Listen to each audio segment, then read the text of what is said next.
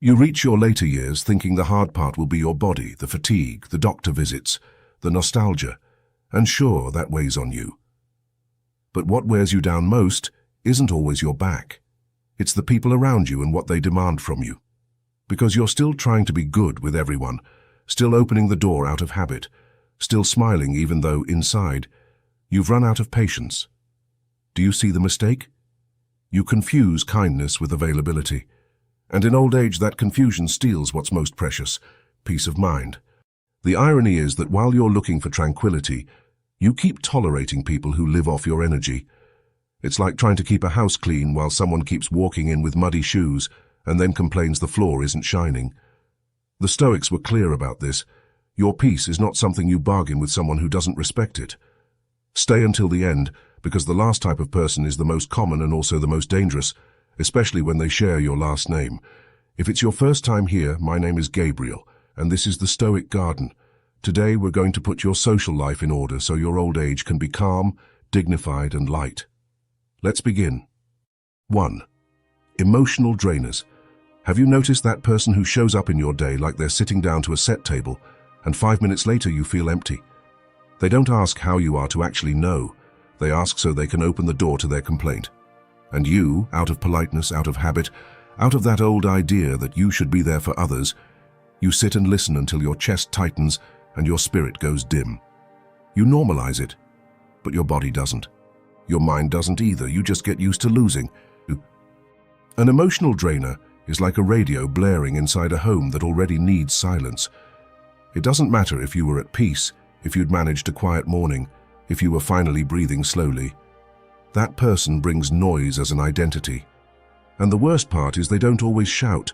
Sometimes they drain you with sighs, with hints, with little tragedies repeated 1,000 times.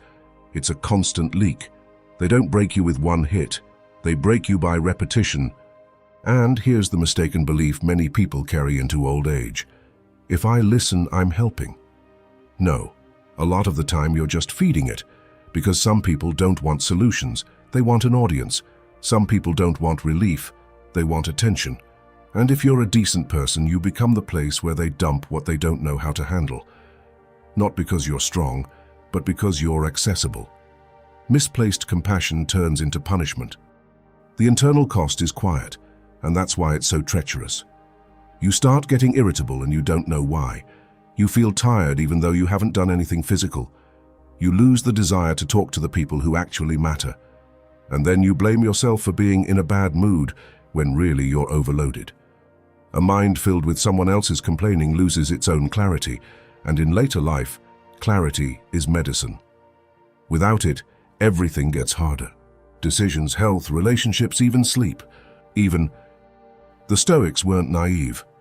Marcus Aurelius reminded himself that every day he would meet difficult people, but he also reminded himself of something more important.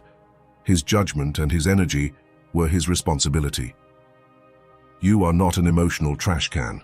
Your presence is not here to absorb what someone else refuses to face. Some things can be heard, and some things should stay with the person who created them.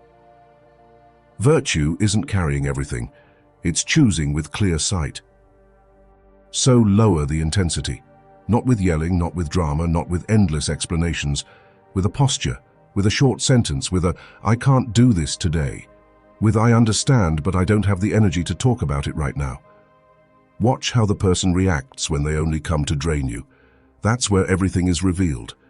If they get angry because you won't hold them up, they didn't want you. They wanted your availability. And at your age, that's a luxury you shouldn't be giving away. Old age isn't for proving you're a good person by enduring everything.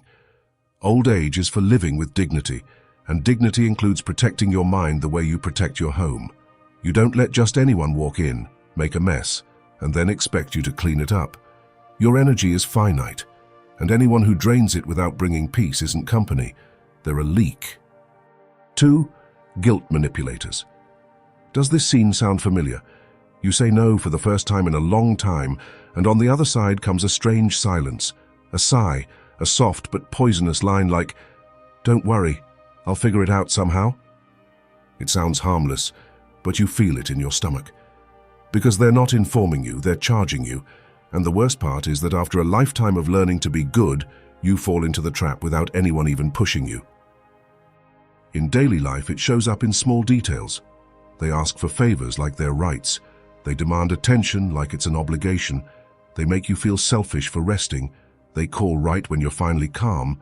They talk about sacrifice like your life belongs to them. They don't raise their voice, they don't have to. Guilt is a rope, and they learn to tug it with one finger. You end up doing things you don't want to do, not out of love, but out of fear of looking like the bad guy. What you don't want to admit is simple. You're not helping, you're being controlled. And it hurts to say because it sounds harsh, especially if it's family. But one thing is supporting someone, and another is living under emotional blackmail. There's a difference between I care about you and I need you available. The manipulator gets offended when you set boundaries because the boundary exposes their strategy. Then the drama shows up. After everything I've done for you. The inner mechanism is often your need to be approved.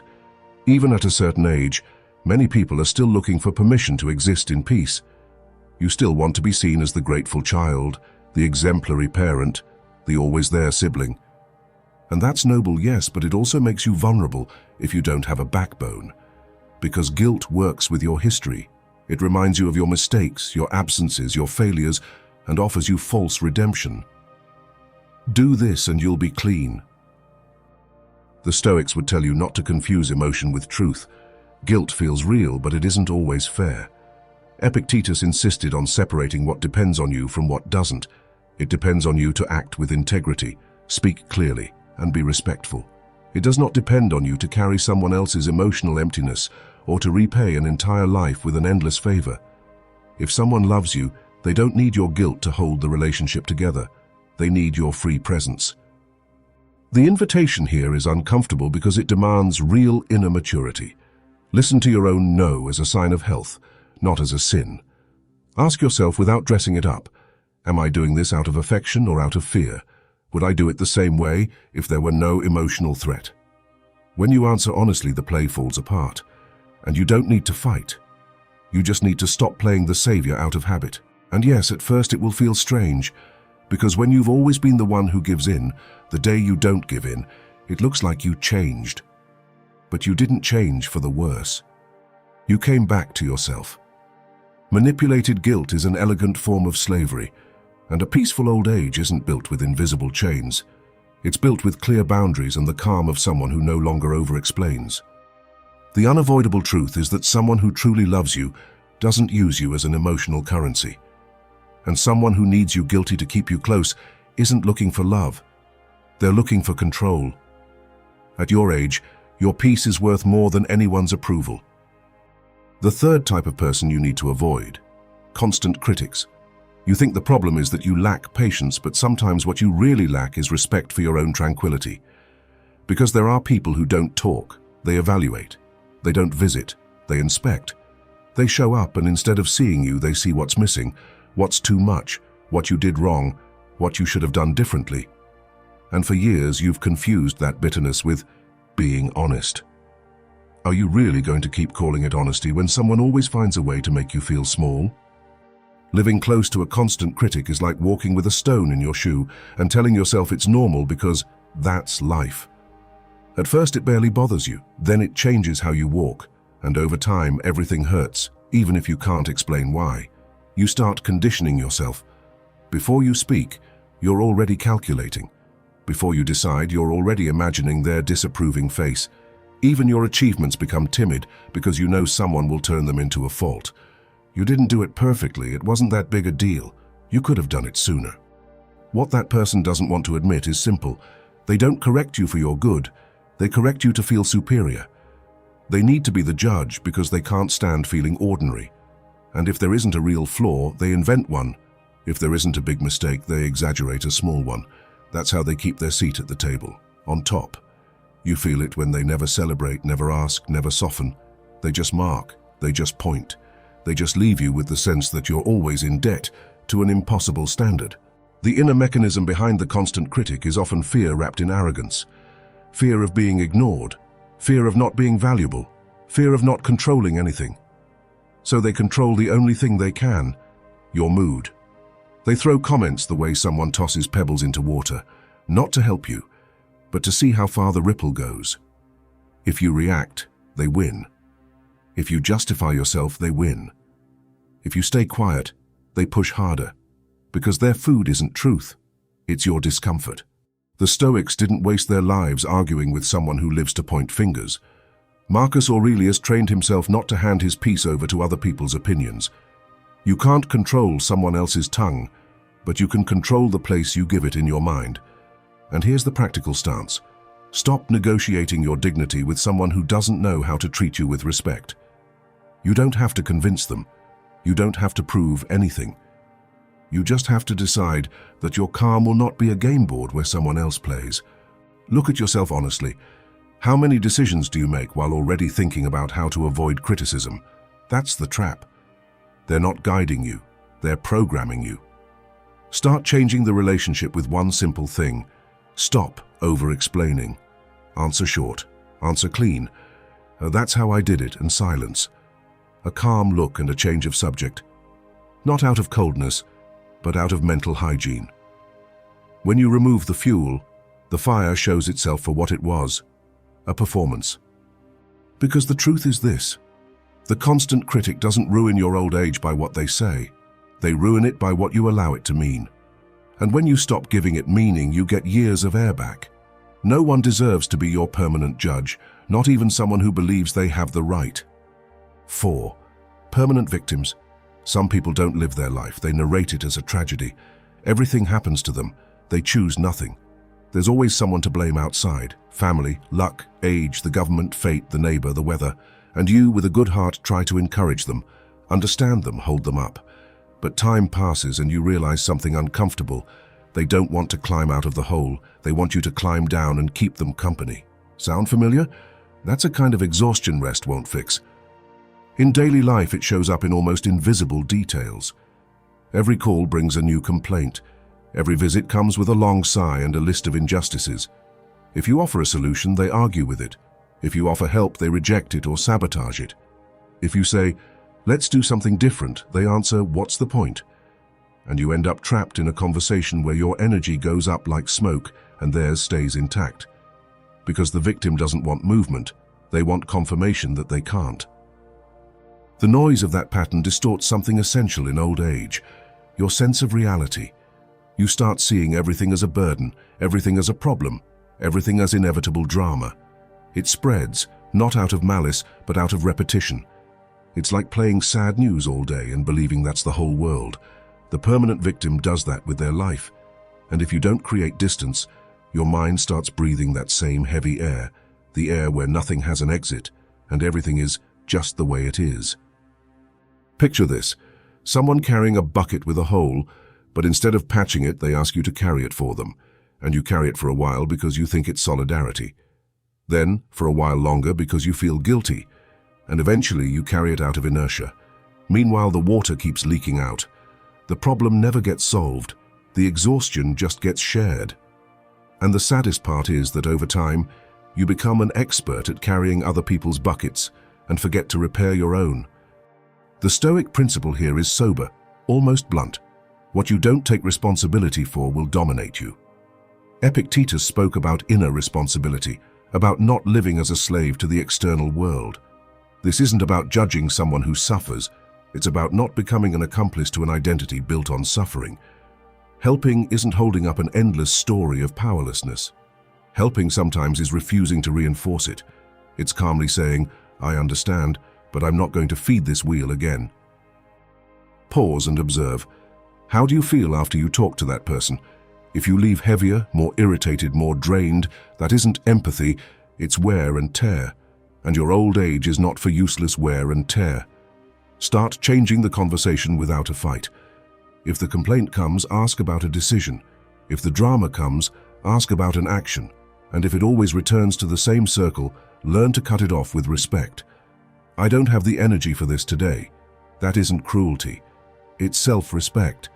Because in the end, the permanent victim doesn't steal your peace with one big betrayal. They steal it in small doses, every week, every call, every story with no way out. And in later life, small doses are the most dangerous, because they look normal until they've emptied you. The fifth type of person you should avoid: hidden envy. Open envy is easy to spot. Hidden envy is what confuses you, because it comes with a smile, with politeness, with "I'm happy for you," but it leaves a gentle poison in the next sentence. You share something good and the response isn't celebration, it's reduction. You improve and a comment shows up to bring you down, not to protect you, but to make sure you don't stand out.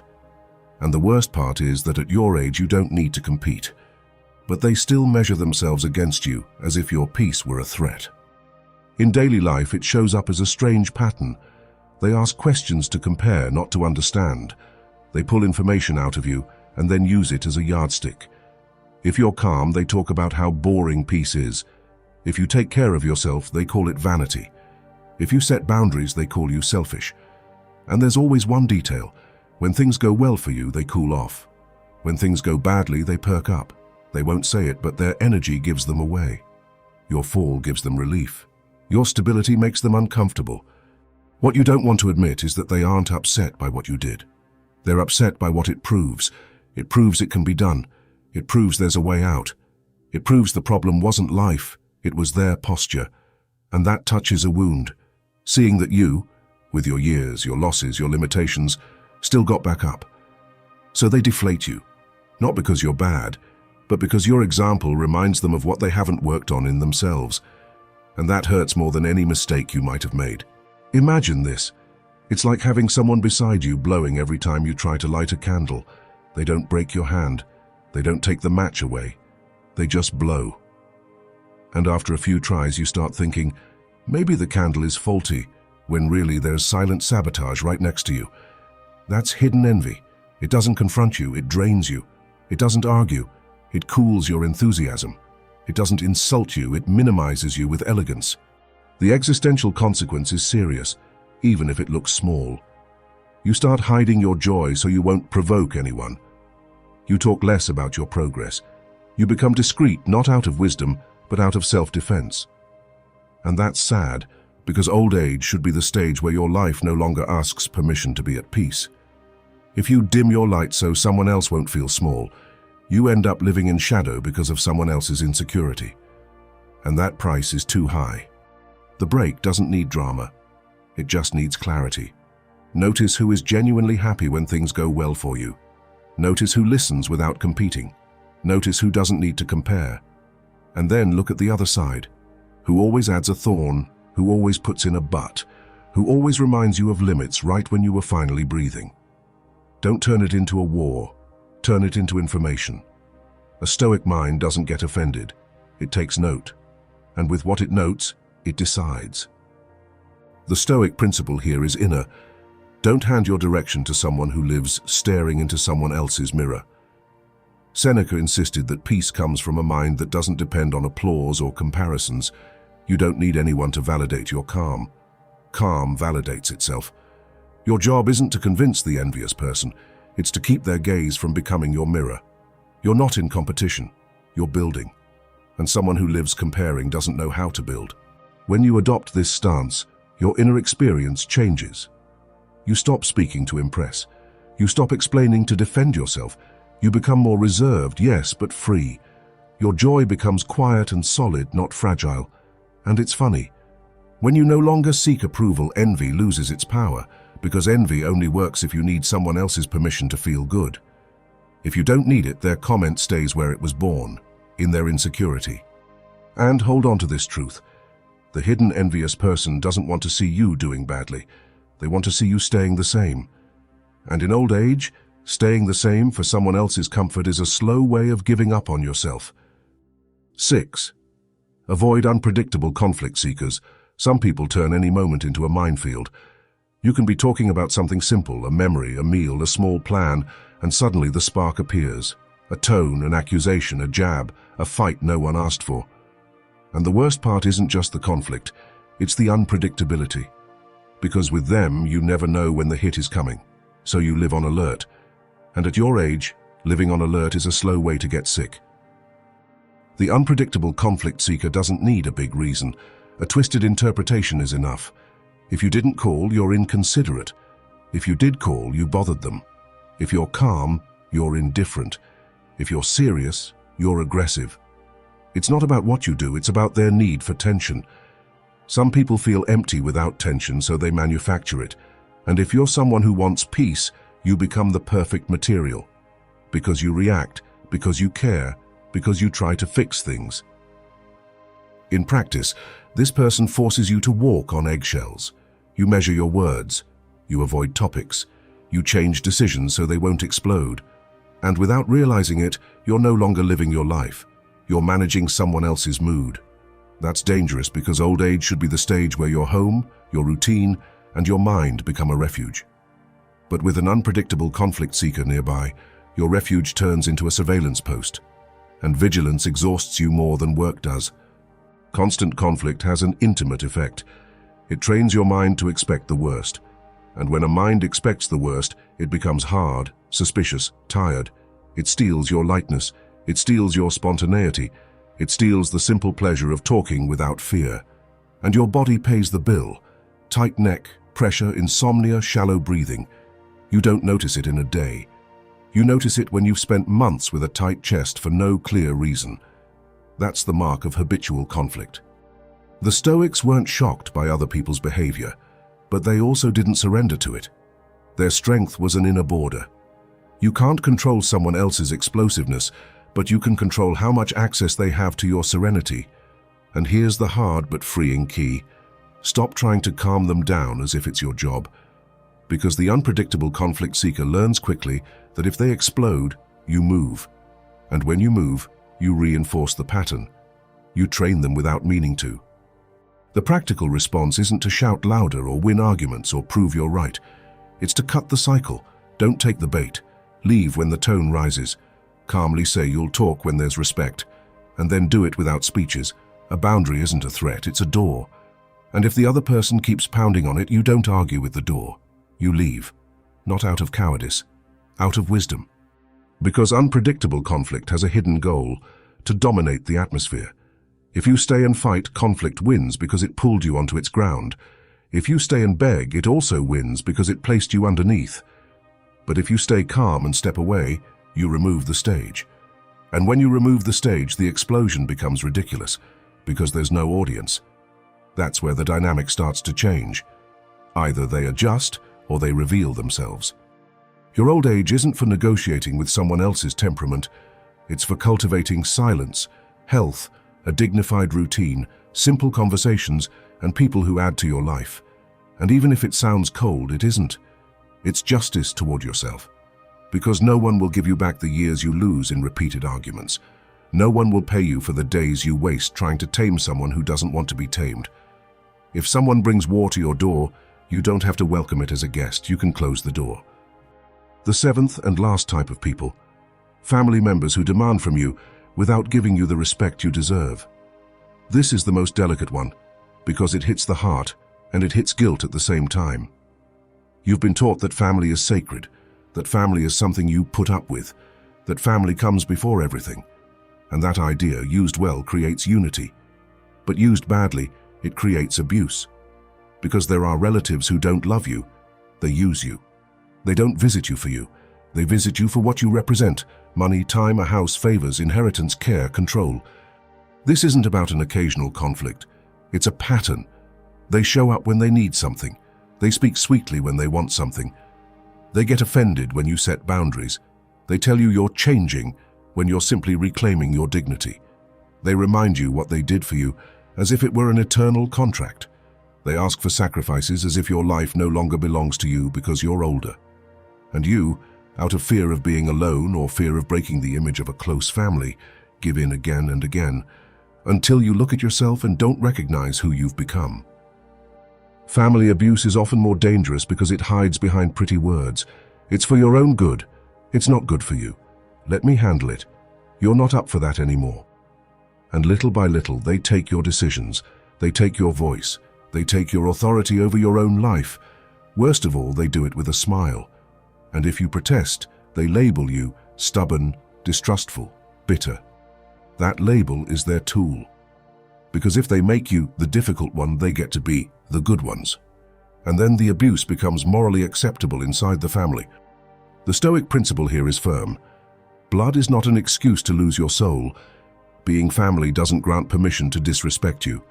Being a child, a sibling, or a nephew doesn't give anyone the right to run your life. You can love without allowing invasion. You can help without handing over the wheel. You can be present without giving away your peace.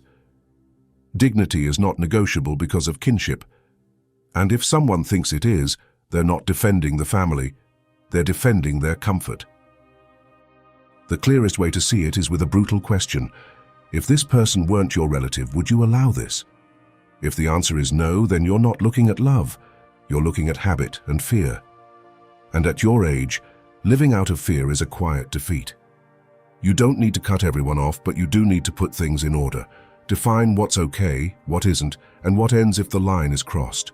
Because respect isn't begged for, it's enforced with boundaries. And the most important boundary is to stop justifying yourself. When you explain too much, the abusive person understands there's room to negotiate your decision. But your life is not a permanent negotiation. Your money, your home, your time, your health, your peace are not family resources available to everyone. They're yours. You decide. And anyone who gets angry at that is revealing something. It isn't your boundary that hurts them, it's losing the benefit. If this hits you hard, it isn't because you're weak. It's because you're human, because you want to belong, because you fear rejection. But belonging purchased with your peace is false belonging. Stoicism teaches you that real tranquility doesn't depend on everyone approving of you. It depends on you respecting yourself. Sometimes the most loving act toward yourself is to say, this is as far as it goes. And if that makes someone uncomfortable, let them be uncomfortable. Your old age isn't for holding up harmony built on your sacrifice. If you made it this far, you've seen the pattern. These 7 types of people aren't dangerous because of one isolated insult, but because of the accumulated wear. They drain, guilt, criticize, play the victim, envy, explode, and demand. And all of that has one consequence. It steals your serenity. And in later life, serenity isn't a whim. It's health, it's sleep, it's your heart, it's clarity. It's the difference between living lightly or living tight inside, as if you still had something to prove to everyone. Stoicism doesn't ask you to hate anyone. It asks you to choose with clear sight, to not confuse love with tolerating abuse, to not confuse compassion with becoming a dumping ground for other people's problems, to not confuse family with unlimited permission. The wise person doesn't turn cold, but they also don't give themselves away. And at this stage, you're not here to educate everyone. You're here to protect what life you have left, with the dignity of someone who finally understands time doesn't come back. Hold on to one simple rule. People who bring you peace earn access. People who bring you chaos earn distance, not with hate, with calm, with consistency, with boundaries. Because a boundary isn't punishment, it's order. And when you put your circle in order, your mind can breathe. Your home feels lighter. Your body relaxes. And suddenly you discover something that seemed impossible. Old age can be the calmest stage of your life if you have the courage to choose wisely who you open the door to. My name is Gabriel, and this is the Stoic Garden. Here we apply the wisdom of the ancient Stoics to modern life, especially adapted to build a dignified old age filled with peace and tranquility. I want to hear from you in the comments. Write the phrase, "I am Stoic," along with the name of the country you're listening from, because I like knowing what parts of the world this community of Stoics, men and women, comes from as it grows every day. Right now, 2 recommended videos will appear on your screen so you can keep going deeper on this path, with more clarity and more inner mastery. Choose one and continue your Stoic journey with wisdom.